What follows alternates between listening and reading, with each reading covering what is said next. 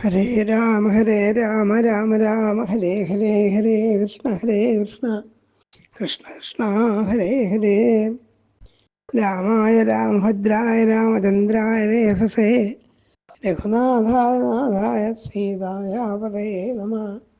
കൂജന്തൻ രാമ രാമേതി മധുരം മധുരാക്ഷരം ആരുഹ്യ പിതാശാഖം വന്ദേ വാൽമീകി കോവിലും. വാൽമീകി സംഭൂത രാമംഭോ നിധി സംഗത ശ്രീമദ് രാമായണീയങ്ക പുനാതു ഭുവനത്രയം. എല്ലാ ശ്രോതാക്കളും നമസ്കാരം. വിവിധ രാമായണങ്ങളെക്കുറിച്ചുള്ള പ്രഭാഷണ പരമ്പരയുടെ 122 ഘട്ടത്തിലേക്ക് പ്രവേശിക്കുകയാണ്. കിഷ്കിന്ധാകാന്ഡം, വാൽമീകി രാമായണം കിഷ്കിന്ധാകാന്ഡത്തിൽ 16 സർഗങ്ങൾ നമ്മൾ കണ്ടു കഴിഞ്ഞു. 17ാമത്തെ സർഗത്തിൽ രാമൻ്റെ ഒളിയമ്പേറ്റ് വീണ ബാലിയുടെ വാക്കുകളാണ് ശ്രദ്ധയായിട്ടുള്ളത്. അതാണ് ആ സർഗം മുഴുവനുള്ളത്. തന്നെ രാമനടുത്തേക്ക് ചെന്നു ബാലിയുടെ. അപ്പോൾ രാമൻ്റെ അമ്പേറ്റാണ് എനിക്ക് ഈ വീഴ്ച ഉണ്ടായതെന്ന് ബാലിക്ക് മനസ്സിലായി. ആ ബാലി പരുഷമായ ചില വാക്കുകൾ പറഞ്ഞു. ആ വാക്കുകളാണ് 54 ശ്ലോകങ്ങളിലായിട്ട് ഈ സർഗത്തിൽ പ്രതിപാദിക്കുന്നത്. വാൽമീകി പറയുന്നത് നമുക്ക് ക്രമത്തിൽ കേൾക്കാം. തഥാ ശരേണാഭിഗതോ രാമേണ രണകർക്കശ പപാത സഹസാ വാലി നികൃത്ത ഇവ പാദപ. വെട്ടിയിട്ട മരം പോലെ, പാദപം മരമാണ്, വെട്ടിയിട്ട മരം പോലെ വാലി രാമൻ്റെ അമ്പയിട്ടിട്ട് നിലത്ത് വീണു. പക്ഷെ അങ്ങനെ വീണെങ്കിലും ഇന്ദ്രധനം പോലെ വീണ് കിടക്കുന്ന ഈ വാലിയുടെ ചൈതന്യം, ആ തേജസ് പോയിരുന്നില്ല എന്നാണ്. അമ്പേറ്റെങ്കിലും ജീവൻ പൂർണ്ണമായി വിട്ടുപോയിട്ടില്ല. അച്ഛൻ കൊടുത്തായ മാല ധരിക്കുന്ന വാലി വിളങ്ങി എന്നാണ് കവി പറയുന്നത്. അദ്ദേഹത്തിന് ദേഹകാന്തി ഒന്നും മങ്ങിയില്ല, പ്രാണം പോയില്ല, തേജസ് കുറഞ്ഞില്ല, ശൗര്യമൊന്നും കിട്ടില്ല എന്നാണ്. ന ശ്രീ ജഹാദി ന പ്രാണ ന തേജോ ന പരാക്രമ ചക്രദത്താവരാമാല കാഞ്ചനീ രത്നഭൂഷിത ദധാരഹരിമുഖ്യസ്യ പ്രാണം തേജശ്രിയം സദാ. ഇന്ദ്രൻ കൊടുത്തിട്ടുള്ള, ഇന്ദ്രൻ്റെ മകനാണ് ബാലി, ഇന്ദ്രൻ കൊടുത്തിട്ടുള്ള രത്നഭൂഷിതമായ കാഞ്ചനമാല ധരിക്കുന്ന അദ്ദേഹത്തിന് ആ ശ്രീ അപ്പോഴും നിലനിൽക്കുന്നുണ്ടായിരുന്നു. മർമ്മഘാതിയായ ശരയിട്ടിട്ട് അദ്ദേഹം വീണ് കിടന്നു. അപ്പോൾ യഥാർത്ഥത്തിൽ ഈ ലക്ഷ്മി ഐശ്വര്യം മൂന്നായിട്ട് പകുത്തതുപോലെ ആ ദേഹത്തെ തിളക്കിക്കൊണ്ടിരുന്നു എന്നാണ് അദ്ദേഹം പറയുന്നത്. അതായത് ഈ മാല കൊണ്ടും ആ മാലയും ആ ദേഹവും മർമ്മഘാതിയായ ശരവും ഒക്കെ കൂടി അദ്ദേഹത്തിൻ്റെ ദേഹത്തെ തിളക്കം കൂട്ടുകയാണ് ചെയ്തതെന്ന്. തന്തഥാ പതിതം സംഖ്യേ ഗതാർത്ഥാംശ വിവാനലം യാതമിവ പുണ്യാന്തേ ദേവലോകാധിഹച്യുതം. ചില ഉപമയൊക്കെ ഉപയോഗിച്ചുകൊണ്ടാണ് അദ്ദേഹത്തിൻ്റെ വീഴ്ചയെ കവി വർണ്ണിക്കുന്നത്. ഏതുപോലെയൊക്കെയാണ് വീണത്? പുണ്യം തീർന്നപ്പോൾ സ്വർഗത്തിൽ നിന്ന് ഭൂമിയിലേക്ക് നിമിച്ച യയാതിയെപ്പോലെ. യയാതി മഹാഭാരതത്തിലെ പ്രസിദ്ധമായ കഥാപാത്രമാണ്. ധർമ്മം കഴിഞ്ഞപ്പോൾ ഒരു വീരവാദു അഹങ്കാരയുക്തമായ പ്രസ്താവന നടത്തിയപ്പോൾ യയാതി താഴേക്ക് വീണു എന്ന് മഹാഭാരതത്തിലുണ്ട്. ആ കഥകളൊന്നും ഇവിടെ വിസ്തരിക്കുന്നില്ല. അവിടെ ഒരു ഉപമയായിട്ട് പറയാൻ, എങ്ങനെയാണോ സ്വർഗത്തിൽ നിന്ന് പുണ്യം അനുഭവിച്ചു കഴിഞ്ഞപ്പോൾ, പുണ്യം തീർന്നു കഴിഞ്ഞപ്പോൾ മഹാനായ യയാതി ഭൂമിയിലേക്ക് വീണത്, അതുപോലെ കൽപ്പാന്തത്തിലെ മങ്ങിയ സൂര്യനെ പോലെ മഹേന്ദ്രപർവ്വതം പോലെ അത്യന്തനായിരിക്കുന്ന വാലി വീണു എന്നൊക്കെ കവി വിസ്തരിച്ച് വർണ്ണിക്കുന്നുണ്ട്. ആദിത്യമിവ കാലേന യുഗാന്തേഭിവാദിതം മഹേന്ദ്രമിവ ദുർധർഷം ഉപേന്ദ്രമിവ ദുസ്സഹം മഹേന്ദ്രപുത്രം പതിതം വാലിനം ഹേമമാലിനം. പുറമാല ധരിച്ചവനായ ആ ബാലി വീണു കിടന്നു. ആ ബാലിയുടെ അടുത്തേക്ക് രാമൻ ചെന്നു. എന്തൊക്കെയാ സംഭവിച്ചതറിയാൻ വേണ്ടിയിട്ട് അടുത്തേക്ക് ചെല്ലുകയാണ്. മഹേന്ദ്രപുത്രം പതിതം, ലക്ഷ്മണ അനുചരോ രാമോ ദദർശ ഉപസസർപ്പജ. അടുത്ത് നോക്കി ബാലിയെ. അപ്പോൾ ബാലി രാമനെ കണ്ടു കഴിഞ്ഞു. സുഗ്രീവൻ അസ്ത്രമൊന്നും പ്രയോഗിക്കാടില്ല എന്നും അയാൾ അമ്പുവില്ലൊന്നും എടുത്തിട്ടില്ല എന്നും നന്നായിട്ടറിയാം ബാലിക്ക്. അപ്പോൾ പിന്നെ ഈ അമ്പ അയച്ചത് രാമനാണെന്നതോട് കൂടിയിട്ട് അദ്ദേഹത്തിന് ഉറപ്പായി. അതുകൊണ്ട് തന്തൃഷ്ട രാഘവം വാലി ലക്ഷ്മണന്റെ മഹാബലം അബ്രവീൽ പരുഷം വാക്യം പ്രസ്തുതം ധർമ്മസംഹിതം എന്നാണ് വാൽമീകിയുടെ വാക്ക്. ധർമ്മസഹിതമായ വാക്കാണ് വാലി പറഞ്ഞതെന്നാണ് വാൽമീകി പറയുന്നത്. ആ വാലി പറഞ്ഞത് ലക്ഷ്മണന് രാമനെ കണ്ടപ്പോൾ പരുഷമായ വാക്കുകളാണ്, പക്ഷേ ധർമ്മസഹിതമായ വാക്കുകളാണ് എന്നാണ് കവി തന്നെ ബോധ്യപ്പെടുന്നത്. അബ്രവീത് പരുഷം വാക്യം പ്രസ്തുതം ധർമ്മസംഹിതം സ ഭൂമാ അല്പതേജോസും നിഹതോ നഷ്ടചേതന. നഷ്ടചേതനം, ബോധത്തിന് പോയിക്കൊണ്ടിരിക്കുകയാണ്. പ്രജ്ഞയേറ്റ് പോയവനാണെങ്കിലും ഇപ്പോൾ തൽക്കാലത്തേക്ക് പ്രജ്ഞ വീണ്ടെടുത്തിട്ട് അദ്ദേഹം പറയാൻ, തേജസ് മങ്ങിത്തുടങ്ങിയവനാണെങ്കിലും അർത്ഥപൂർണമായ വാക്ക് പറഞ്ഞു എന്നാണ്. അർത്ഥസംഹിതയാ വാചാൽ ഗർവിതൻ ഇണഗർവിതം. ഇനിയുള്ളതൊക്കെ 16-ാമത്തെ ശ്ലോകം മുതൽക്ക് ബാലിയുടെ വാക്കുകളാണ്. ബാലി പറഞ്ഞ ന്യായങ്ങൾ, അഥവാ രാമൻ ചെയ്തത് തെറ്റാണെന്ന് സമർത്ഥിക്കത്തക്ക രീതിയിൽ പറഞ്ഞ ന്യായങ്ങൾ നമുക്ക് കേൾക്കാം. ഒന്ന്, രാധിപതേപുത്ര പ്രതിഭ പ്രിയദർശ. രാമനോട് പറയുകയാണ്, അങ്ങ് ഒരു വലിയ രാജാവിൻ്റെ മകനാണ്, രാജധർമ്മങ്ങളൊക്കെ അറിയുന്നവനാണ്. എന്നിട്ട് എല്ലാ രാജധർമ്മത്തിനും സാമാന്യ നീതിക്കും എതിരായ വിധത്തിൽ എന്നോട് ഈ ചതി ചെയ്തുവല്ലോ, എന്നെ മറിഞ്ഞ് നമ്പ ചെയ്തുവല്ലോ എന്നാണ് വാലി പറയുന്നത്. പരാങ്മുഖം വധം കൃത്വ കോത്രപ്രാപ്തസ്ത്വയാ ഗുണ. ഇങ്ങനെ മറിഞ്ഞ് നമ്പ ചെയ്തുകൊണ്ട് നീ എന്ത് ഗുണമാണ് വേണ്ടി നിൽക്കുന്നത്? എന്തൊരു യോഗ്യതയാണ് അങ്ങേക്ക് വരാനുള്ളത്? ധർമ്മവിരുദ്ധമാണ്.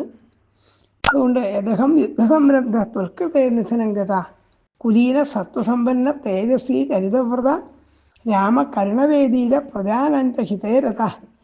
ബാലി രാമനെപ്പറ്റി കേട്ടിട്ടുള്ള അഭിപ്രായങ്ങളൊക്കെ പറയുകയാണ്. അങ്ങ് പ്രജകൾക്ക് യുദ്ധം ചെയ്യുന്നവനാണ്, ധർമ്മവേദിയാണ്, ധർമ്മമൊക്കെ അറിയുന്ന ആളാണ്, കുലീനനാണ്, സത്വസമ്പന്നനാണ് എന്നൊക്കെയാണ് ഞാൻ കേട്ടിട്ടുള്ളത്. അപ്പോൾ ഞാൻ രാമനെക്കുറിച്ച് എന്തൊക്കെ കേട്ടിരിക്കുന്നു അതിനൊക്കെ വിപരീതമായ പ്രവൃത്തിയാണല്ലോ ഇപ്പോൾ രാമൻ ചെയ്തത് എന്നാണ് ബാലിയുടെ വാദം. കാരണം യുദ്ധധർമ്മത്തിനെതിരായിട്ട് വേറൊരാളോട് യുദ്ധം ചെയ്തുകൊണ്ടിരിക്കെ തന്നോട് യുദ്ധത്തിന് വരാത്ത ഒരാളെ അത് മറിഞ്ഞ് നമ്പ ചെയ്ത് വലിയ തെറ്റായിപ്പോയി. സാനുക്രോശോ മഹോത്സാഹ സമയജ്ഞോ ദൃഢപ്രദ ഇത്യേത സർവഭൂതാനി കഥയന്തി യശോഭുവി. രാമൻ്റെ യശസ്സിനെ പറ്റി, രാമൻ്റെ കീർത്തിയെപ്പറ്റി ജനങ്ങൾ ഇങ്ങനെയൊക്കെ പറയുന്നത് ഞാൻ കേട്ടിട്ടുണ്ട് എന്നാണ് ബാലി പറഞ്ഞതിൻ്റെ താല്പര്യം. എങ്ങനെയുള്ള ആളാണ് രാമൻ? അതേ സമയജ്ഞനാണ്, ദൃഢപ്രദനാണ്, തേജസ്വിയാണ്, ദയാലുവാണ്, വലിയ ഉത്സാഹശാലിയാണ് എന്നൊക്കെയാണ് രാമനെക്കുറിച്ച് താൻ കേട്ടിട്ടുള്ളത്. പക്ഷെ ഇപ്പോൾ ചെയ്ത ഈ പ്രവൃത്തി മറിഞ്ഞു എന്ന് തനിക്ക് ശത്രുവല്ലാത്ത, തന്നോട് യുദ്ധം ചെയ്യാൻ ഉദ്യമിക്കാത്ത, അപ്പോൾ വേറൊരാൾ യുദ്ധം ചെയ്തുകൊണ്ടിരിക്കുന്ന ഒരാളെ നിനക്ക് അമ്പ ചെയ്ത് നഷ്ടമായിപ്പോയി എന്നർത്ഥം. ആ ഗുണങ്ങളൊക്കെ, അതായത് രാജാക്കന്മാർക്ക് വേണ്ടതായ ഗുണങ്ങൾ മുഴുവൻ തകർക്കുന്നതാണ് രാമൻ്റെ ഈ നടപടി. അദ്ദേഹം വീണ്ടും പറയുന്നുണ്ട്, ക്ഷമ ശമ ക്ഷമ ധർമ്മോ ധൃതി സത്യം പരാക്രമം പാർത്ഥിവാനാം ഗുണാരാജൻ ലണ്ഡശ്ചാപ്യ അപകാരിഷു. അതായത് അപകാരം ചെയ്യാത്ത, തന്നോട് തെറ്റും ചെയ്യാത്തവനോട് ദണ്ഡം പ്രയോഗിക്കരുത്. ശമം ദമം ധൃതി ഇതൊക്കെ വേണ്ടതാണ് രാജാക്കന്മാർക്ക്. താൻ ഗുണാൻ സമ്പ്രദാര്യാഹം അഗ്യം ജ അഭിജനന്തവ.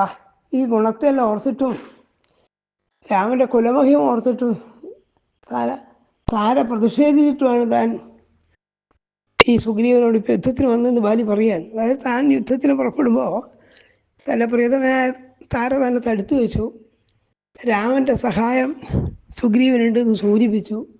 എന്നിട്ട് പോലും താനത് കൂട്ടാക്കാതെ യുദ്ധത്തിന് വന്നത് എന്തുകൊണ്ടാണ്? രാമൻ്റെ സത്യസന്ധതയിലും ധർമ്മബോധത്തിലുള്ള വിശ്വാസം കൊണ്ടാണ്. നേരിട്ട് തെറ്റൊന്നും ചെയ്തില്ലാത്ത എന്നോട് രാമൻ അന്യായം പ്രവർത്തിക്കില്ല എന്നുള്ള വിശ്വാസം കൊണ്ടാണ്. ആ വിശ്വാസം മുഴുവൻ ഇതായിപ്പോൾ നഷ്ടമായിരിക്കുന്നു എന്നാണ് ബാലി പറയുന്നത്. രാമ, നീ ഇങ്ങനെ ചെയ്യുമെന്ന് ഞാൻ വിചാരിച്ചില്ല എന്നർത്ഥം. ഞാനിതുകൊണ്ടാണ് യുദ്ധത്തിന് പുറപ്പെട്ടത്. നമാം അന്യേന സംലബ്ധം പ്രമത്തം വേദ്ധ്യമർഹസി. ഞാൻ വേറൊരാളോട് യുദ്ധം ചെയ്തുകൊണ്ടിരിക്കെ അങ്ങ് എന്നെ അമ്പ ചെയ്ത് ഞാൻ വിചാരിച്ചില്ല. അത്ര ഒരു അപമര്യാദ, അത്രത്തെ അധർമ്മം രാമൻ ചെയ്തെന്ന് താൻ വിചാരിച്ചിരുന്നില്ല എന്ന്. ഇതിമേ ബുദ്ധിരുൽപ്പന്ന ബഭൂ ആദർശനേതവ. ആദർശനെ എന്താ കാണാതിരുന്നപ്പോൾ ഇവിടെ യുദ്ധത്തിന് വന്നപ്പോഴാകട്ടെ രാമൻ മരം മറഞ്ഞു നിൽക്കുകയാണല്ലോ ചെയ്തത്. ഇവിടെ യുദ്ധത്തിനായിട്ട് വന്നപ്പോൾ സുഗ്രീവനെ കണ്ടുള്ളൂ, രാമനോട്ട് കണ്ടതുമില്ല. അപ്പം ഞാൻ നേരത്തെ വിചാരിച്ചതുപോലെ രാമൻ ധർമ്മതൽപരനാണ്, തന്നോട് ഏറ്റുമുട്ടാത്ത ഒരാളോട് അന്യായം ചെയ്യില്ല എന്നൊക്കെ ഞാൻ വിശ്വസിച്ചു. അതുകൊണ്ടാണ് യുദ്ധത്തിന് പറഞ്ഞത്. പക്ഷെ ഇപ്പം എന്ത് ചെയ്തിരിക്കുന്നു? അങ്ങ് സ്വയം തന്നെ പാപം ചെയ്തിരിക്കും. ഞാനേ പാപസമാചാരം പ്രണയിക്കോപവിവാവൃതം. അങ്ങ് പുല്ലുകൊണ്ട് മൂടിയ കിണർ പോലെ അധർമ്മിയാണ്. സ്വന്തം അധർമ്മങ്ങളെ മറച്ചു വെക്കുന്നവനാണ്. അധർമ്മം ഇല്ലായില്ല, അധർമ്മത്തെ മറച്ചു വെക്കും. താൻ ധർമ്മചാരിയാണ്, ധർമ്മം പ്രവർത്തിക്കുന്നതൊക്കെ ഭാവിക്കുന്നു. പക്ഷേ പുല്ലുകൊണ്ട് മൂടിയ കിണർ പോലെ അങ്ങനെ ആൾ മനസ്സിലാക്കുന്നില്ല. സദാം വേഷധരം പാപം പ്രച്ഛന്നമിവ പാവകം എന്നൊക്കെയാണ് ബാലി പറഞ്ഞത്. ചാരം മൂടിയ തീ പോലെ സജ്ജനവേഷം കിട്ടി നടക്കുന്നയാളാണ് രാമൻ. അതുകൊണ്ടാണ് എന്നോട് ഈ കടുങ്കൈ ചെയ്തത്. ഞാൻ ചെയ്ത് പ്രതീക്ഷിച്ചിരുന്നില്ല.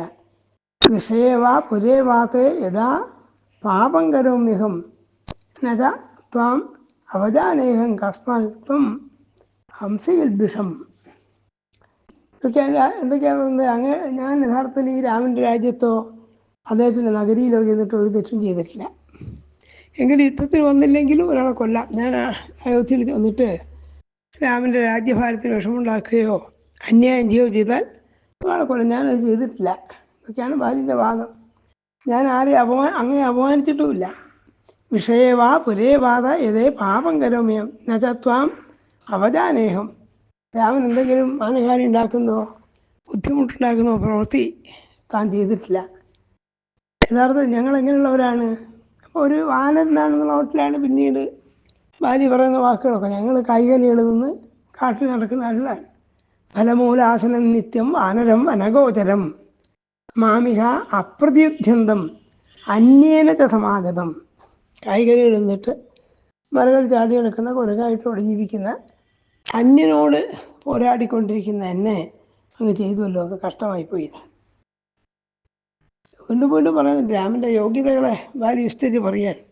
കാരണം ആ യോഗ്യത വിസ്തരിച്ച് പറയുന്നതിൻ്റെ താല്പര്യം, ഇത്രയൊക്കെ യോഗ്യതയുണ്ടെന്ന് ലോകം കരുതുന്ന രാമൻ ആ ധാർമ്മിക ബുദ്ധിക്കും ആ കീർത്തിക്കും വിപരീതമായ പ്രവൃത്തിയാണ് ഇപ്പോൾ ചെയ്തിട്ടുള്ളത്.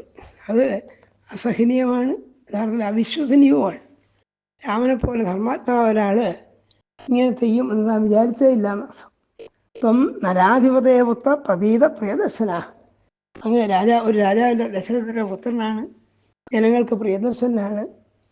അങ്ങനെയൊക്കെയാണ് ലോകം വിചാരിക്കുന്നത്. ലിംഗമപ്യസ്ഥിതേ രാജൻ ദിശ്യതേ ധർമ്മസംഹിതം. അങ്ങനെയുള്ള അടയാളങ്ങൾ ജഡാമോടൊക്കെ ധരിച്ചിട്ടുണ്ടല്ലോ, വനവാസിയെപ്പോലെ നടക്കുന്നുണ്ട്. അങ്ങനെയുള്ള ആൾ ഇങ്ങനെ ചെയ്യുന്നത് ശരിയല്ല. ധർമ്മചിഹ്നങ്ങളൊക്കെ അങ്ങയിൽ കാണുന്നത്. ലിംഗം എന്ന് പറഞ്ഞാൽ അടയാളം നഷ്ടം. സന്യാസ വേഷം ധരിച്ചിട്ടുള്ള താപസന വേഷത്തിലാണ് നടപ്പ്. അങ്ങനെയുള്ള ഈ രാമൻ ഇത്തരം ഒരു നിന്ദ്യകൃത്യം, ധർമ്മവിരുദ്ധമായ കൃത്യം ചെയ്യുന്നത് താൻ വിചാരിച്ചില്ല. വല്ല ആക്ഷേപം വളരെയധികം ശക്തമാണ്. അതുകൊണ്ടാണ് വാൽമീകി ധർമ്മസംഹിതം എന്നുള്ളത്. ധർമ്മസംഹിതമായ വാക്കേ യഥാർത്ഥത്തിൽ വാലി പറഞ്ഞിട്ടുള്ളൂ. താൻ യഥാർത്ഥത്തിൽ രാമനോട് നേരിട്ടൊരു തെറ്റും ചെയ്തിട്ടില്ല. തനിക്കും രാമനും ഇടയിൽ യാതൊരു ക്രോധത്തിനും ഇടയില്ല. അങ്ങനെ ഇരിക്കെ കടന്നുചാടി മറ്റൊരാളോട് യുദ്ധം ചെയ്തിരിക്കുന്ന തന്നെ ഈ ശരണ്യനാക്കിയത് ശരിയല്ല. ഇത് വിസ്തരിച്ചാണ് അദ്ദേഹത്തിൻ്റെ പ്രതിപാദ്യം. ത്വം രാഘവ കുലേജാതോ ധർമ്മവാനിധി വിശ്രുത. അങ്ങ് വലിയ കുലത്തിൽ പിറന്നവനാണ്, ധർമ്മിഷ്ഠനാണെന്ന് ലോകം കരുതുന്നവനാണ്. അഭവ്യോ ഭവ്യരൂപേണ കിമർത്ഥം പരിതാപസേ. അങ്ങനെ ഇരിക്കുക എന്ത് നാട്യത്തിലാണ് ഞാൻ ഭവ്യനാണ്, ഞാൻ ധർമ്മിഷ്ഠനാണെന്നുള്ള നാട്യത്തിൽ അധാർമികമായ വൃത്തി ചെയ്തുവല്ലോ. ഇതെന്തിനാണ് ഇങ്ങനെ ചെയ്തത്? സാമദാനം ക്ഷമാധർമ്മം സത്യം ധൃതി പരാക്രമവും പാർത്ഥിവാനാം ഗുണാരാജൻ ദണ്ഡശ്ചാപ്യപകാരിഷു. രാജാക്കന്മാരുടെ ധർമ്മം എന്താണ്? സാമം, ദാനം, ക്ഷമ, ധർമ്മം മുതലായതാണ്. അതേപോലെ തന്നെ എതിർക്കുന്നവർക്ക്, തൻ്റെ ശത്രുക്കളോട്, തനിക്ക് അപകാരം ചെയ്യുന്നവരോട് ദണ്ഡവും പ്രയോഗിക്കാം. ഇതൊക്കെ ചെയ്യാം. ദണ്ഡം പ്രയോഗിക്കേണ്ട ആരോടാണ്? തനിക്ക് വിപരീതമായി പ്രവർത്തിക്കുന്ന തൻ്റെ ശത്രുക്കളോട് രാജാവിന് ദണ്ഡം പ്രയോഗിക്കാം. പക്ഷേ യഥാർത്ഥത്തിൽ ഞാൻ അങ്ങയോടൊന്നും ചെയ്തില്ല. വയം വനജരാരാമം മൃഗാ മൂലഫലാശിന. വീണ്ടും പറഞ്ഞു, ഞങ്ങൾ വനേതരന്മാരാണ്, വനത്തിൽ സഞ്ചരിക്കുന്നവരാണ്, ഫലമൂലാദികൾ കഴിച്ച് ജീവിക്കുന്നവരാണ്. അങ്ങനെയുള്ള എന്നോട് ഏഷാ പ്രകൃതിരസ്മാകം പുരുഷസ്ത്വം നിലേശ്വര. ഞങ്ങളുടെ പ്രകൃതി അങ്ങനെയാണ്, രാവിലത്തോട് നടക്കുന്നവരാണ്. അങ്ങനെ ഇരിക്കുന്നതിനോ പിന്നെ ബാലി കുറേ ന്യായങ്ങൾ പറഞ്ഞു. സാധാരണ ഇതിൽ രണ്ട് പുരുഷന്മാർ തമ്മിൽ വാഗ്വാദത്തിനോ തർക്കത്തിനോ വിദ്വേഷത്തിനൊക്കെ കാരണമാകുന്ന ചില സംഗതികളുണ്ട്. അത് സ്ത്രീ, സമ്പത്ത്, ഭൂമി മുതലായതാണ്. ആധിപത്യത്തിന് വേണ്ടി സ്ത്രീകളെ മേലെ അധികാരം സ്ഥാപിക്കാൻ വേണ്ടി, അതിൻ്റെ കാമസാധ്യത്തിന് വേണ്ടിയിട്ട്, സ്വർണം മുതലായത് നേടാൻ വേണ്ടിയിട്ട് ഭൂമിന് ഹിരണ്യൻ രൂപഞ്ച വിഗ്രഹേ കാരണാനിയ. വിഗ്രഹം എന്ന് പറഞ്ഞാൽ അവിടെ ശത്രുതാമസത്തിലാണ്. ശത്രുതയ്ക്ക് രണ്ട് പുരുഷന്മാർ തമ്മിൽ, പ്രത്യേകിച്ച് രാജപുരുഷന്മാർ തമ്മിൽ വിരോധം ഉണ്ടാകുന്ന ഈ കാര്യത്തിലൊക്കെയാണ്. ഭൂമിക്ക് വേണ്ടിയിട്ട്, സമ്പത്തിന് വേണ്ടി, സ്ത്രീക്ക് വേണ്ടിയിട്ടൊക്കെയാണ്. ഇതൊന്നും ഇല്ലാതിരിക്കെ എന്തിനാണ് എന്നോട് ഈ കൃത്യം ചെയ്തത്? നയസ്ഥ വിനയസ്റ്റോഭവും നിഗ്രഹ അനുഗ്രഹാവവി രാജവൃത്തിരസങ്കീർണ നൃപ കാമവൃത്തയ. ഒരിക്കലും രാജാക്കന്മാരെന്ത് ചെയ്തത്? കാമവൃത്തികളാവരുത്. തോന്നിയ പോലെ ചെയ്തുകൂടാന്നർത്ഥം. അതാണ് കാമവൃത്തി. എപ്പോഴും നയം, വിനയം മുതലാതൊക്കെ കൊണ്ടു കിടക്കേണ്ടതാണ്. ഇഷ്ടം പോലെ ചെയ്യേണ്ടതല്ല. പക്ഷെ അങ്ങനത്തെ ചെയ്തത് ഭഗവാനാകട്ടെ കാമവൃത്തി തോന്നിയ പോലെ നടക്കുന്നവനാണ്, കോപത്തിന് അധീനനാണ്. നയസ്ഥ ത്വന്തു കാമപ്രധാനസ്ഥ കോപസ്ഥ അനവസ്ഥിത രാജ്യവൃത്തേഷു സങ്കീർണ ശരാസനപരായണ. അങ്ങ് വില്ലുവിടി നടക്കുന്നു, ആയുധത്തെ പ്രമാണമാക്കുന്നു, ഇന്ദ്രിയങ്ങളുടെ പ്രേരണയ്ക്കനുസരിച്ചാണ് ഇതൊക്കെ ചെയ്തത്. നിരപരാധനായിരിക്കുന്ന എന്നെ അമ്പെയ്ത് തോന്നിട്ട് യഥാർത്ഥത്തിൽ അങ്ങേക്ക് എന്ത് ഗുണമാണുള്ളത്? സജ്ജനങ്ങളുടെ മുമ്പിൽ ചെന്നിട്ട് അങ്ങെന്ത് പറയും? ബാലിയെ കൊന്ന് എന്ത് ന്യായം പറയുമെന്നാണ് ബാലി ചോദിക്കുന്നത്. കിം വക്ഷസി സ്വതാം മധ്യേ കർമ്മകൃത്വ ജുഗുപ്സിതം. വളരെ നിന്ദനീയമായ കേട്ടാൽ വയ്ക്കുന്ന ഒരു കാര്യമാണ് ചെയ്തത്. ഒരിക്കലും വീരന്മാർക്ക് പറ്റിയതല്ല. തനിക്ക് പ്രത്യേകിച്ച് പ്രത്യക്ഷത്തിൽ യാതൊരു കാരണമില്ലാതിരിക്കെ വേറൊരാളോട് യുദ്ധം ചെയ്യുന്ന ഒരാളെ പോയിട്ട് അവർക്ക് കമ്പയത്ത് നന്നല്ല. രാജഹ ബ്രഹ്മഹ ഗോഘ്ര ചോര പ്രാണിവധേരത. യഥാർത്ഥത്തിൽ ഇപ്പം നോക്കിക്കഴിഞ്ഞാൽ അയാളുടെ പ്രവൃത്തി എങ്ങനെയുള്ളതാണ്? രാജഹത്യ, ബ്രാഹ്മണഹത്യ, ഗോഹത്യ, മോഷണം മുതലായതുകൊണ്ട് കഴിയുന്ന ആൾക്കാരിനേക്കാൾ മോശമായ സംഗതിയാണ് ഈ ചെയ്തതെന്ന് അർത്ഥം. ഇങ്ങനത്തെ ആളുകൾക്കൊക്കെ നരകഗതിയാണ് പറയപ്പെട്ടിട്ടുള്ളത്. ആ നരകത്തെ പ്രാപിക്കുന്നതാവുന്ന ദോഷമാണല്ലോ അങ്ങ് ചെയ്തത്. യഥാർത്ഥത്തിൽ പിന്നെ ഇനിയിപ്പോൾ സാധാരണ ഒരു മനുഷ്യന് മൃഗങ്ങളെ കൊല്ലുന്നത് മാംസത്തിന് വേണ്ടിയാവാം. ഈ മാംസത്തിന് വേണ്ടി എന്ന് കരുതിയാലും ഇത് നേരെയല്ല. കാരണം വാനര മാംസം ക്ഷത്രിയന്മാർക്ക് അഭക്ഷ്യമാണ്, ഭക്ഷിക്കാൻ കൊള്ളാത്തതാണ്. അവിടെ വാൽമീകിയുടെ പ്രമാണങ്ങളൊക്കെ വാലിയെ കൊണ്ട് പറയിക്കുന്നുണ്ട്. 5 നഖമുള്ള 5 ജീവികളെ ക്ഷത്രിയക്കൊക്കെ ഭക്ഷണം കഴിക്കാമെന്നാണ്. അതിനെപ്പറ്റി അവനെ പറഞ്ഞു, പഞ്ചനഖാഭക്ഷ്യ ബ്രഹ്മക്ഷത്രേണ രാഘവ. ബ്രാഹ്മണർക്കും ക്ഷത്രിയർക്കും വരെ കഴിക്കാമെന്നാണ് അവിടെ പറയുന്നത്. 5 ജീവികളെ ബ്രാഹ്മണർക്കും ക്ഷത്രിയർക്കും എന്നാണ്. അതാണ് ബ്രഹ്മക്ഷത്രേണ രാഘവ എന്നാണ്. പഴയ കാലത്ത് ബ്രാഹ്മണർക്ക് പോലും മാംസാഹാരം വിഹിതമായിരുന്നു എന്നുള്ളത് പല ദിക്കിലും പുരാണങ്ങളിലും കാണുന്നുണ്ട്.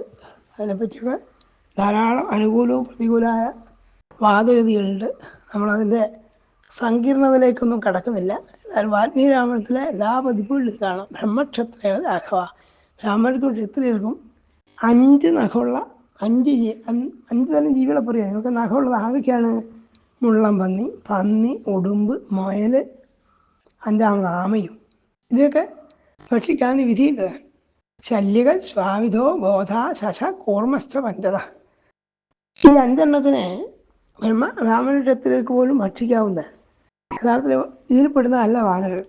എൻ്റെ തോലോ എൻ്റെ മാംസമോ ഒന്നും കൊള്ളാവുന്നതല്ല. അങ്ങനെ എനിക്ക് എന്തിനാണ് ചെയ്തത്? ചുരുക്കത്തിൽ വാലി പറഞ്ഞുകൊണ്ടിരുന്ന് ഉന്നതമായിരിക്കുന്ന ധാർമ്മിക മൂല്യങ്ങളെ അവലംബിച്ച് നോക്കിയാലും ഈ പ്രായോഗികമായിട്ട് മാംസത്തിന് വേണ്ടി കൊന്നു എന്ന് പറയുകയാണെങ്കിൽ അങ്ങനെയും ഈ ഒറ്റ കാരണം കൊണ്ട് രാമനി ചെയ്തത് സാധുവല്ല, അന്യായമാണ്. കാരണം വാനരന്മാരുടെ തോലോ അസ്ഥിയോ ഒന്നും വേറൊന്നിന് കൊള്ളാവുന്നതല്ല. ഇങ്ങനെയുള്ള ഒരു പ്രവൃത്തി എന്തിന് രാമൻ ചെയ്തു? യഥാർത്ഥത്തിൽ എനിക്ക് ആ ഭാര്യയായ താര ഹിതമൊക്കെ പറഞ്ഞു തന്നെയാണ്. യുദ്ധത്തിന് പോകണ്ടെന്ന്, സുഗ്രീവന് സഹായിയായിട്ട് രാമനുണ്ടായിത്തീരാമെന്നും ഒക്കെ പറഞ്ഞാൽ ഞാനൊന്നും കൂട്ടാക്കാതെ അങ്ങനെയുള്ള ധർമ്മത്തിലുള്ള വിശ്വാസം കൊണ്ടാണ് ഞാൻ വന്നത്. താരയാ വാക്യമുക്തോഹം സത്യം സർവജ്ഞയാഹിതം അതിക്രമ്യ മോഹേന കാലസ്യവശമാകത. ആ വാക്കുകൾ, ആ ഭാര്യയുടെ വാക്കുകൾ കേൾക്കാതാണ് ഞാൻ യുദ്ധത്തിന് വന്നത്. ഞാനിപ്പോൾ ഇതാ ഇങ്ങനെ കാലത്തിന് വശകനായിരിക്കുന്നു, അഥവാ കാലന് വശകനായിരിക്കുന്നു. സ്വയാനാഥേന കാകുസ്ത സനാഥ സനാഥാവ സുന്ധര. രാമനെ കുറ്റപ്പെടുത്തിക്കൊണ്ട് പറയുകയാണ്, അങ്ങേപ്പോലെ ഇങ്ങനെ ധർമ്മവിരുദ്ധമായി പ്രവർത്തിക്കുന്ന ഒരാൾ കാരണം ആ ഒരാളെ കൊണ്ട് ഭൂമി സനാഥയാവില്ല. ഭൂമി സനാഥയാണ്. നാഥനുള്ളവയാണ്. ഭൂമിയെ സ്ത്രീലിംഗമായിട്ട് പറയാണ്. ഭൂമി സനാഥയാവുന്നത് എപ്പോഴാണ്? ധർമ്മദർശികൾ പുറത്തുനിന്ന് ഒരു രാജാവുണ്ടാകുമ്പോഴാണ്. അങ്ങ് ചെയ്തത് ആ ധർമ്മത്തിന് വിരുദ്ധമായതാണ്. അതിക്രമ്യ മോഹേന ആകാലസ്യ വശമാഗത ത്വയാ നാഥേന കാകുസ്ഥാന സനാഥ വസുന്ധര പ്രമദാശീലസമ്പൂർണ ഭക്തിയേവ ച വിധർമ്മണ. സുശീലയായ വനിത ദുഷ്കർമാവായിരിക്കുന്ന ഒരു ഭർത്താവിനെ കൊണ്ട് സനാഥയാവാത്തത് പോലെ. അതായത് ദുസ്വഭാവവും അധർമ്മവും ചെയ്യുന്നവനായ ഒരു പുരുഷനെ ഭർത്താവായി കിട്ടിക്കഴിഞ്ഞാൽ ഒരു സാധുവായ സ്ത്രീയുടെ ജീവിതം സനാഥമാവില്ല. അവൾ നാഥനുള്ളവളാണ് എന്ന് പറയാൻ സാധിക്കില്ല. അതേപോലെ അങ്ങ് അന്യായമായി പ്രവൃത്തി ചെയ്യുന്ന അങ്ങ് രാജ്യത്തിന് സനാഥത്വം കൊടുക്കാൻ ആളല്ല. യഥാർത്ഥത്തിൽ ഷഠനും ദ്രോഹപരനും ക്ഷുദ്രനും വിനയമാനസനെന്ന് നടിക്കുന്നവനുമായ രാമനെന്നൊക്കെയാണ് വാലി പറയുന്നത്. ഷഠോ നൈകൃതിക ക്ഷുദ്രോ മിഥ്യപ്രസിദ്ധ മാനസ കഥം ദശരഥേനത്വം ജാത പാപോ മഹാത്മന. എന്നിട്ട് രാമൻ്റെ പിതാവായ ദശരഥനെ വാഴ്ത്തിക്കൊണ്ടാണ് വാലി ഇതൊക്കെ പറയുന്നത്.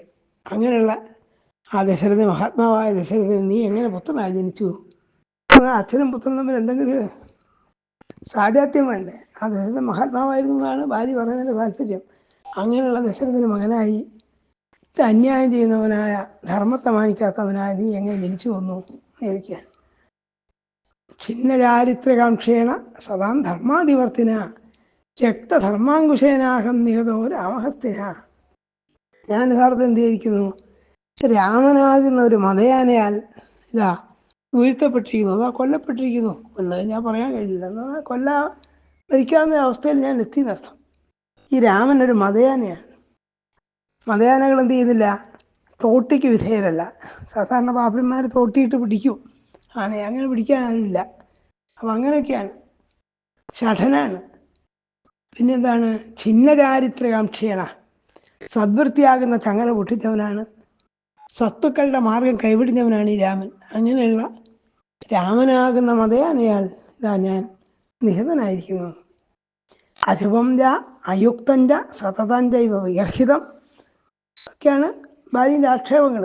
അങ്ങ് അശുഭമായ കാര്യമാണ് ചെയ്തത്, അയുക്തമായ കാര്യമാണ് ചെയ്തത്, സത്തുക്കൾ എപ്പോഴും ഒഴിവാക്കുന്ന അഥവാ സത്തുക്കൾ എപ്പോഴും നിന്ദിക്കുന്ന കർമ്മമാണ് അങ്ങ് ചെയ്തത്. ഭക്ഷ്യതേജേത് ശങ്കൃത്വ സദ്ഭിസഹസമാഗത. അങ്ങനെയുള്ള ആളെ എങ്ങനെ ധർമ്മിഷ്ഠനായിത്തീരും? അഥവാ സജ്ജനങ്ങളുടെ സദസ്സിൽ ചെന്നിട്ട് അല്ലയോ രാമ നീ എന്ത് പറയും? എന്നോട് ഈ അക്രമം ചെയ്തതിന് ശേഷം അന്യായമായ പ്രവൃത്തി എന്ത് ചെയ്യും? ദൃശ്യമാന എന്നിട്ട് പറയാണ്, ഉദാസീനേഷു യോ അസ്മാസു വിക്രമോയം പ്രകാശിത അപകാരിഷു തേ രാമാനഹിമം പശ്യാമി വിക്രമം. അങ്ങനെയുള്ള വിക്രമം തെളിയിക്കാൻ വേണ്ടിയാണെങ്കിൽ ഇത് ശരിയല്ല. വിക്രമം കാണിക്കേണ്ടത് അങ്ങനത്തെ സ്ഥലത്താണ്. ഇനി അപകാരം ചെയ്താൻ രാവണനൊക്കെ ഭയന്നിട്ടാണ് ഇതൊക്കെയാണെങ്കിൽ രാവണനായിട്ടുള്ള ഒരു ഏറ്റുമുട്ടൽ ആ സീതാന്വേഷണത്തിന് വേണ്ടിയിട്ട് സുഗ്രീവൻ്റെ സഹായം കിട്ടാൻ വേണ്ടിയിട്ടാണ് ഇങ്ങനെ ചെയ്തതെങ്കിൽ തന്നെയും അങ്ങ് ചെയ്തത് തെറ്റായിപ്പോയി. രാവണനെ കണ്ടെത്തി കൊല്ലുക എന്നൊക്കെയാണെങ്കിൽ ഞാനുമായി സഖ്യം ഉണ്ടാക്കിയാൽ മതിയായിരുന്നത് കൂടിയാണ് ബാലി പറഞ്ഞതിനർത്ഥം. സുഗ്രീവനെ കൊണ്ട് എന്ത് സാധിക്കും അതിനേക്കാൾ സമർത്ഥമായി വേഗത്തിൽ ഞാൻ സാധിക്കുമായിരുന്നു. അങ്ങനത്തെ തന്നെയാണല്ലോ അങ്ങ് ഇപ്പോൾ ഈ ഒളിച്ചിരുന്നിട്ട് അമ്പ ചെയ്തത്. പാമ്പ് പാപിയാവരും ഒന്ന് ഉറങ്ങിക്കിടക്കുമ്പോൾ കൊത്തിക്കൊല്ലുന്നത് പോലെയാണ് അങ്ങ് ചെയ്തത് എന്നൊക്കെയാണ്. മദ്യപിച്ച് കിടക്കുന്ന ഒരുത്തനെ ഉള്ള പോലെ എന്നാണ്. മൈഥിലീം അഹമേഘ അന്നാഥവ സഹനീതവൻ ഭവാ. കാരണം അങ്ങനോട് ആവശ്യപ്പെട്ടിരുന്നെങ്കിൽ ഞാൻ ഒരൊറ്റ പകലുകൊണ്ട് തന്നെ രാവണാദികളെ വധിച്ചിട്ട് ആ സീതയെ കൊണ്ടെത്തുകയായിരുന്നു. അതെനിക്ക് സാധിക്കും. അങ്ങനെയുള്ള എന്നെ വിട്ടിട്ട് സുഗ്രീവനായി സഖ്യം ഉണ്ടാക്കി എന്ന് മാത്രമല്ല ഒരു വിരോധവും ചെയ്യാത്തവനായ എന്നോട് ഇങ്ങനെ ചെയ്യുകയും ചെയ്തു. ഇത്രയൊക്കെയാണ് അവിടെ കിടന്നുകൊണ്ട് ബാലി പറഞ്ഞത്. ദുരാത്മാവാണ് രാക്ഷസന്റെ ദുരാത്മാനന്ദവ ഭാര്യാപഹരണം. അങ്ങയുടെ ഭാര്യ അപഹരിച്ചവനായ ആ രാവണന് ദുരാത്മാവാണ്. അയാളോട് ഏറ്റുമുട്ടാൻ അങ്ങേക്ക് സഹായമായിട്ട് ഞാൻ ഉണ്ടാവുമായിരുന്നു. അതങ്ങ് ചെയ്തില്ല. അതുകൊണ്ട് ഇനി ഞാൻ മരിച്ചാൽ രാജ്യം കിട്ടും എന്നുള്ളത് കൊണ്ടാണ് സുഗ്രീവൻ എന്നോട് പൊരുതുന്നത് അച്ഛാ സുഗ്രീവനോട് യുദ്ധം ചെയ്യാൻ വന്നതിൽ ന്യായമുണ്ട്. കാരണം ഞാൻ മരിച്ചു കഴിഞ്ഞാൽ ആൾക്ക് രാജ്യം കിട്ടുന്നതുകൊണ്ടാണ് ആൾ ചെയ്യുന്നത്. പക്ഷെ അങ്ങ് ഈ കാര്യത്തിൽ ഇടപെട്ടിട്ട് അന്യായം ചെയ്തുവല്ലോ.